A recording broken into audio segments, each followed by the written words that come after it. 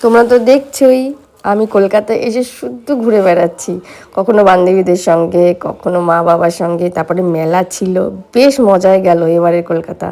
তো আমরা গেছিলাম মা, আমি, পায়েল আর মেয়ে। আমরা গেছিলাম মামা বাড়িতে। আমার মামা বাড়ি বনগাঁ।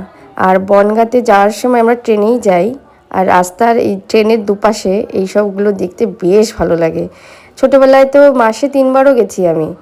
আর এখন এত দূরে চলে গেছি, মাসে না বছরে 1-2বারই যাওয়া হয়।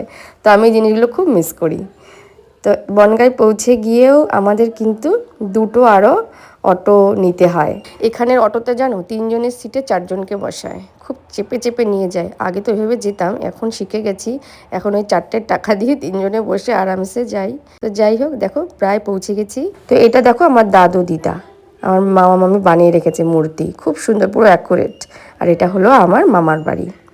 পেছনে তো আরও জায়গা, সামনে এইটুকু। আর ইনি হলেন আমার বোনের ছেলে। 1 বছরে একবারই দেখি, আর কতটা বড় হয়ে যায়। ও আমাকে ভুলে যায়, চিনতেই পারে না। আমি তোমার ভিডিও কল করছিলাম না দিদি,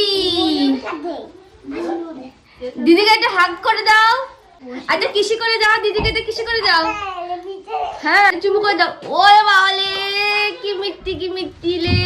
তারপরে মাসি বাড়িও আমার পাশেই, মামা বাড়ির থেকে একটুখানি।